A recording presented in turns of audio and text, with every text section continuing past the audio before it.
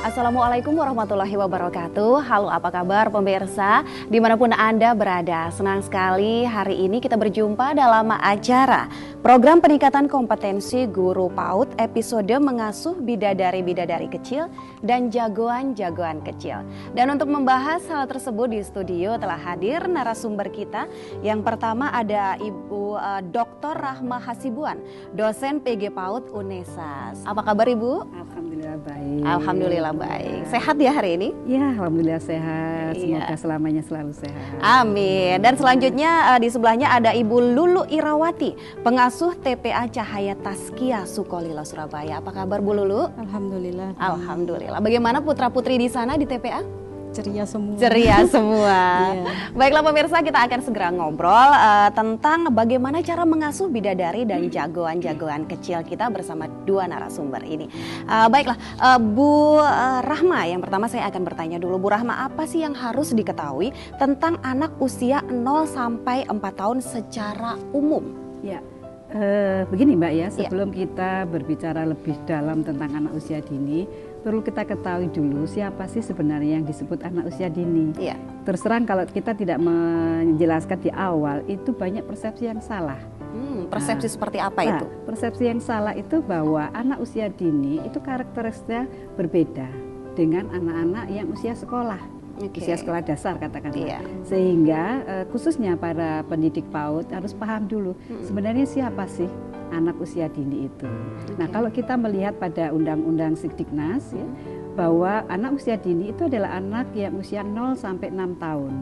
Yang mereka perlu rangsangan stimulasi untuk persiapan menghadapi pendidikan selanjutnya. Baik. Nah, itu yang perlu kita ketahui di awal. Nah, sedangkan siapa yang ada di PAUD itu? Yang ada di PAUD itu adalah Taman Kanak-kanak, RA, Radio Alfa untuk yang di agama Islam itu ya. Kemudian mungkin TK yang ada di sekolah-sekolah agama yang lain. Kemudian Kober, kelompok bermain, kelompok bermain atau playgroup ya. Lalu TBA, tempat pengasuhan anak atau taman pengasuhan anak yang nanti akan diankan oleh Bu Lulu ya. Kemudian ada yang namanya PPT, Pos PAUD Terpadu, ada yang namanya SPS ya, Satuan Pendidikan Sejenis dan lain-lain. Nah, ini yang harus kita ketahui bahwa mereka berbeda dengan yang dinamakan anak sekolah usia dasar. Nah, sehingga penanganan mereka harus berbeda karena mereka adalah dalam prinsip belajarnya adalah belajar sambil bermain, bermain sambil belajar. Nah, nanti bagaimana itu bermain untuk anak-anak itu nanti bisa dilihat ini. Nah, anak-anak ini adalah mereka sudah 50% kalau kita lihat dari golden age mereka, 50% adalah belajar mereka sudah didapat di usia 4 tahun. Di usia 4 tahun, baik. Kalau di usia ini kita lalai untuk mengembangkan anak-anak itu betapa fatal untuk tingkat-tingkat selanjutnya. Atau kalau kita salah di dalam melakukan pembelajaran untuk mereka, nah ini kesalahan itu akan terbawa oleh sampai selanjutnya. Ini yang perlu kita ketahui di situ, Mbak. Iya, dan ada ungkapan juga ini usia emas untuk anak-anak adalah 0 sampai 3 atau 4, Bu? 0 sampai 4 tahun. 4 tahun. Karena di usia 0 sampai 4 tahun itu 50%. Iya. Otak mereka itu yang sudah berkembang sehingga kalau kita lihat 0 sampai 4 tahun kalau kita itu terlambat di dalam menstimulasi mereka itu betapa dahsyatnya pengaruh untuk yang berikutnya. Ini yang perlu diketahui oleh semua pendidik PAUD, bahkan pendidik PAUD termasuk juga orang tua di sini. Jangan sampai lalai dan jangan sampai salah kita di dalam mengembangkan anak-anak usia dini itu. Iya, baiklah. Sekarang kita ke Bu Lulu. Nah, Bu Lulu ini di TPA Cahaya Tazkiyah. Bagaimana kondisi putra-putri di sana? Sudah berapa lama sih Bu berdirinya? TPA berdiri tahun 2005. Tahun 2005. Jadi 2005 sudah iya kurang lebih 7 tahun ya. Nah, sampai saat ini bagaimana kondisi putra-putri di sana untuk pendidikannya ataupun tingkat pembelajaran di sana bagaimana, Bu? Kita kan satu satu sama KB sama TK itu satu ruang lingkup gitu. Oh, KB jadi, dan TK. Satu gedung itu untuk 3 itu. Jadi rata-rata di TPA itu anak yang usia 3 tahun ke bawah. Paginya ya. Soalnya kan sekolah mereka nanti jam setengah 12 baru ke TPA. Oh begitu. Jadi maaf, Iya. yang untuk yang TPA dari pagi Sampai jam 4, Sampai setengah jam 8 sampai jam 4. Oh ya baiklah. Dan selama ini bagaimana putra-putri di sana yang khususnya di TPA ya? Iya. Karena ini kan ada TPA, kemudian kelompok bermain, ya, kemudian ada TK-nya TK, juga. iya. Jadi Ada kesulitan atau kendala tersendiri dalam mengasuh adik-adik kita itu, anak-anak kita? Enggak. Enggak ya? Mungkin karena sudah lama ya terbiasa, terjun iya. ya di bidang Iya, itu, jadi asik juga. merasa enjoy Iya. gitu ya. Jadi nggak pernah ada kendala misalkan rewel atau apa, anak usia 0 sampai 3 tahun ya yang Ada. diasuh di TPA-nya. Kalau baru mungkin. Kalau baru Kalau ya, baru itu pasti nangis kan. Ren. agak susah menyesuaikan Agak susah, diri gitu iya. ya. 1 mingguan itu pasti dia nangis kalau datang. Ada nggak sih tips khusus untuk menangani anak yang rewel gitu? Biasanya kan baru masuk ya kan 1 minggu, Iya. seperti yang diceritakan Bu Lulu, pasti Iya. rewel gitu. Kita Bagaimana? dekati aja. Didekati? Ya, dihibur, kita ajak ngomong, kenalan kan. Iya. Jadi dia nanti kalau sudah merasa enjoy, nyaman kan, dia sudah ngetutno 1 guru itu aja Oke, dulu. iya.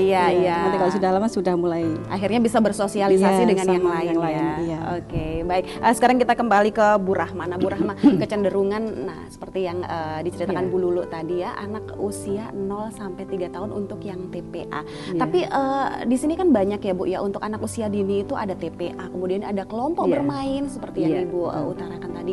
Kemudian ada TK juga ya, Iya, taman betul. kanak-kanak. Nah, ini sebenarnya yang lebih efektif untuk pendidikan anak usia dini ini kemana Bu? Apakah PAUD dulu atau harus ikut TPA dulu gitu? Iya, jadi begini Mbak, memang di dalam PAUD itu kita tidak bisa kotak-kotak begitu ya Mbak. Iya, ya? iya. Karena yang di awal tadi saya katakan bahwa usia dini adalah 0 sampai 6 tahun. Oh, 0 sampai 6 Jadi tahun, termasuk TPA itu Iya. adalah anak usia dini. Iya, oke. Jadi yang dinamakan PAUD itu juga termasuk di dalamnya adalah TPA, Mm-mm. kelompok bermain, Iya. kemudian TK. Mm-mm. Nah, memang seharusnya begitu. Jadi Iya. ada keterpaduan Mm-mm. antara di TPA bagaimana pembinaannya, kemudian di kelompok bermain bagaimana, di TK juga bagaimana. Minanya Nah, beda-beda gitu ya Bu ya, untuk walaupun setiap tiap usianya usianya, berbeda. iya. Kalau TPA itu memang 0 sampai 6 tahun. Mm-mm. Sekarang tinggal bagaimana TPA khususnya nanti yang diceritakan Bu Lulu tadi. Untuk program di TPA-nya Bu Lulu menerima mulai dari umur berapa? Kan itu 0 sampai 3 tahun tadi ya Bu Iya. Lulu ya. Seperti itu. Nah, boleh jadi itu tergantung pada program pembinaan yang ada di TPA masing-masing Oke. ya. Nah, memang apa yang dikatakan Bu Lulu itu di awal-awal menerima anak-anak, tidak hanya di TPA, saya kira Bu Lulu di TK juga demikian. Oke. Ya. Di awal-awal kita tuh sebagai pendidik itu susah untuk menangani anak-anak. Betul. Tetapi kalau pendidik PAUD itu sudah dibekali ilmu tentang hal-hal yang terkait dengan PAUD, Iya. mengerti tentang karakteristik anak, saya yakin seminggu 2 minggu, paling lama 1 bulan, Iya. guru PAUD itu sudah mengenal lebih dalam tentang anak anaknya. didiknya begitu Sehingga ya Bu ya. orang tua malah menitipkan sesuatu pesan-pesan kepada bu guru supaya disampaikan kepada anak. Di Iya, situ iya. hebatnya pendidik PAUD itu. Iya, kita ya. Tapi Bu Rahma, Bu Lulu, kita tunda dulu. Ya pemirsa, nanti kita akan ngobrol lebih lanjut dan masih membahas tentang bagaimana sih cara mengasuh bidadari dan jagoan-jagoan kecil kita. Jangan kemana-mana, di segmen berikutnya kita akan membahasnya lebih dalam lagi.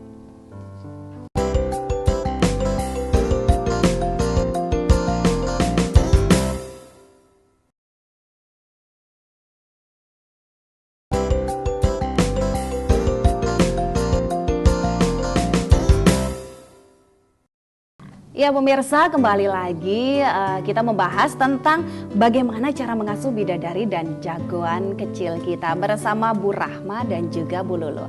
Nah Bu Rahma, kita kembali ngobrol ini ya tentang pendidikan anak usia dini. Yang selama ini mungkin masyarakat atau saya sendiri ini lebih cenderung kalau pendidikan anak usia dini itu sebelum kelompok bermain gitu kan ya. Padahal ternyata 0 sampai 6 tahun ya, betul. seperti yang diinformasikan Bu Rahma tadi.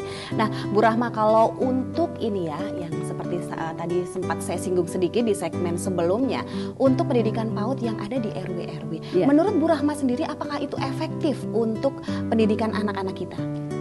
Begini Mbak, kalau kita melihat lebih efektif atau tidak ya, kita tidak mengatakan lebih efektif. Karena terserah begini, begitu pentingnya pendidikan anak usia dini. Iya. Nah, di Indonesia kalau dikatakan terlambat juga tidak ya. Iya. Kita mengapresiasi bahwa ternyata pemerintah begitu perhatian kepada pendidikan anak usia dini begitu besar. Betul. Walaupun akhir-akhir ini, tapi kita angkat jempol lah untuk itu. Kemudian berkembang adanya lembaga-lembaga PAUD yang di RW-RW, kemudian yang mendidik menjadi pendidik PAUD itu adalah ibu-ibu PKK dan sebagainya ya. Itu saya mengatakan angkat jempol untuk mereka. Jadi tetap semangat bunda-bunda PAUD yang ada di lapangan ya, begitu ya. Betul, Nah, artinya begini, kita sangat salut mereka mau membantu tentang pendidikan anak usia dini. Berarti mereka ada interest tentang bagaimana generasi-generasi kita ke depan kan begitu ya. Nah, tetapi jangan lupa bahwa mereka yang di lapangan itu banyak yang tidak memahami tentang pendidikan anak usia dini. Oke lah, mereka memang dari berbagai macam latar belakang pendidikan ya.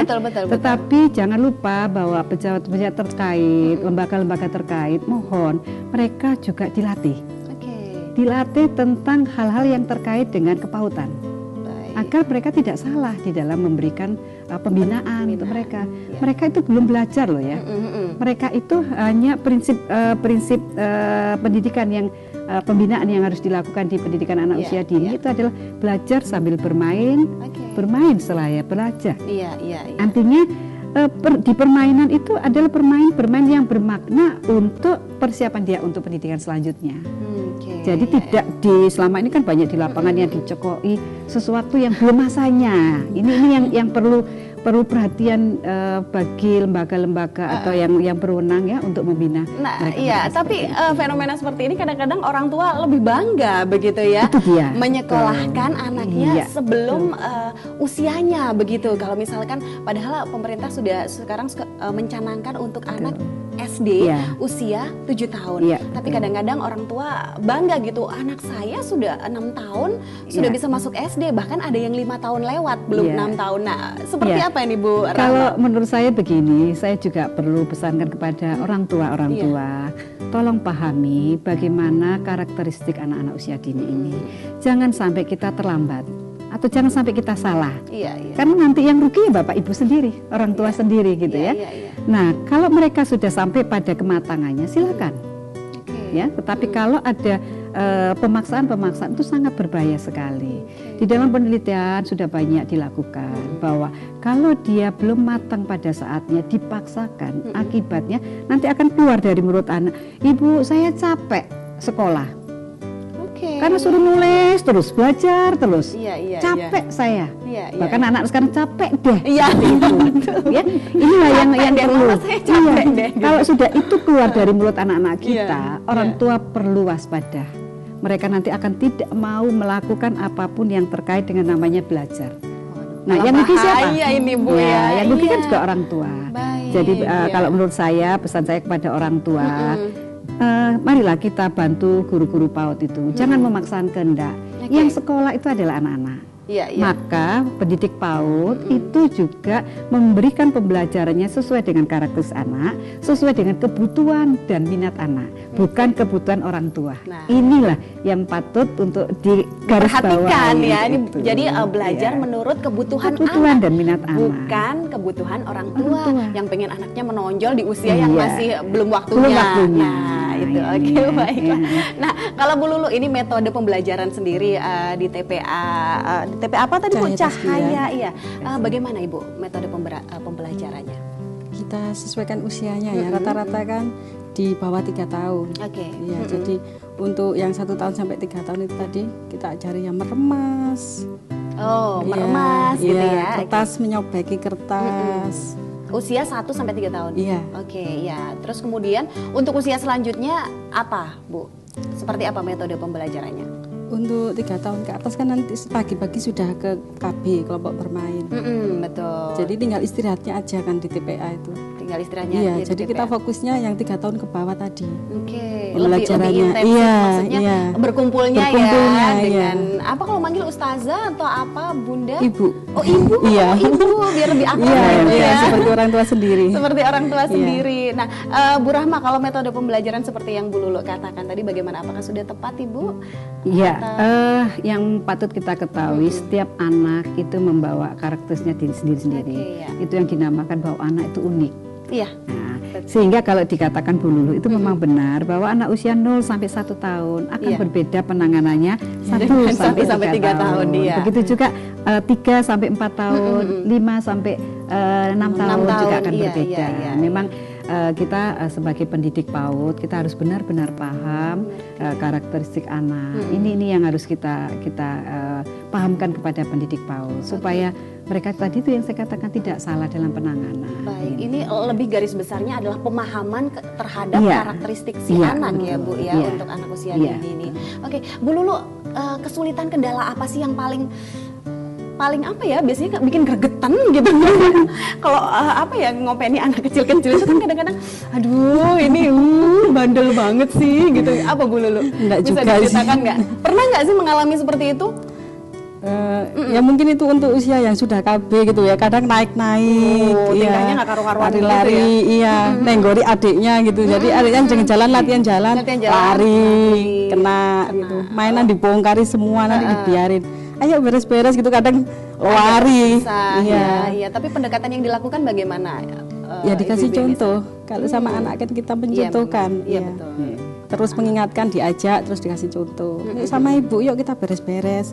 Gitu. Tapi mereka mau ya mengikuti ya. Pokoknya kita mau mendekati mereka aja.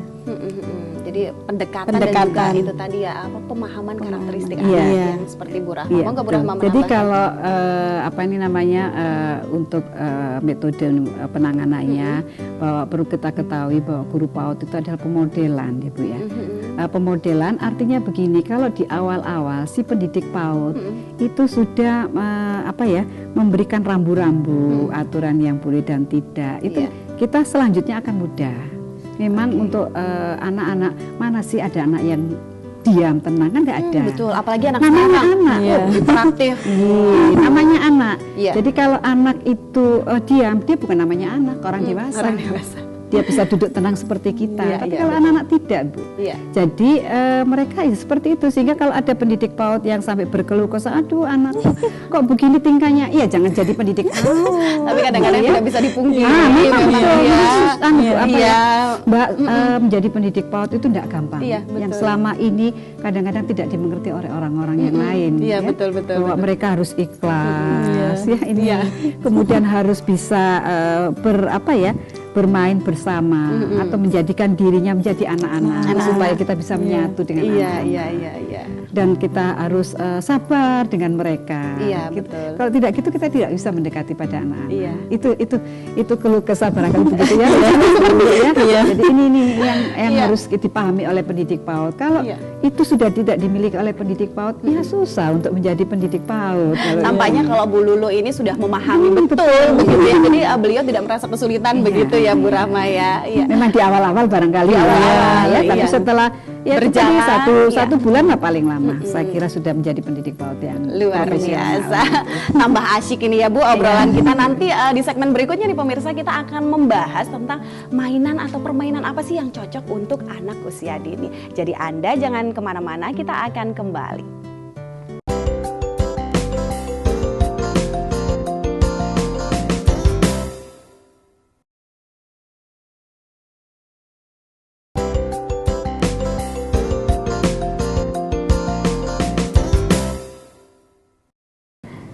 Ya, rekan guru, para pendidik PAUD, kita kembali lagi di acara kita dan masih membahas tentang bagaimana sih cara mengasuh bidadari dan jagoan-jagoan kecil kita. Sekarang kita akan membahas tentang permainan atau cara bermain yang bagaimana yang cocok untuk anak usia dini. Nah, Bu Rahma, kalau ngobrolin tentang permainan, Bu, permainan apa sih yang paling cocok, Bu, untuk pendidikan anak usia dini? Jadi begini Mbak, dan mungkin pendidik PAUD yang ada di lapangan dan guru-guru yang juga terkait dengan masalah anak usia dini, kita perlu ketahui bahwa prinsip di pendidikan anak usia dini, prinsip belajar mereka adalah belajar sambil bermain, bermain seraya belajar. Artinya di sini bahwa apa sih bermain itu bagi mereka? Untuk anak usia dini, bermain itu sama dengan belajar. Artinya bahwa bermain itu ada makna untuk ke arah pembelajaran. Pembelajaran. Ya, jangan dibalik gitu ya. Jadi artinya bahwa pendidikan anak usia dini itu belajarnya permainan itu. Dari bermain itulah maka dapat mengembangkan kemampuan kognitif, kemampuan sosial emosionalnya, kemampuan fisik motoriknya, dan kemampuan berbahasanya di sini. Nah, kalau kita lihat apa sih bermain itu kan begitu ya. Kalau bermain itu adalah sesuatu yang menyenangkan bagi anak-anak dan tidak ada pemaksaan di dalamnya. Artinya sesuai dengan minat mereka untuk bermain. Nah, ini yang kita ketahui ya, di dalam permainan itu kita mengenal bahwa bermain yang mengarah ke sensori motorik.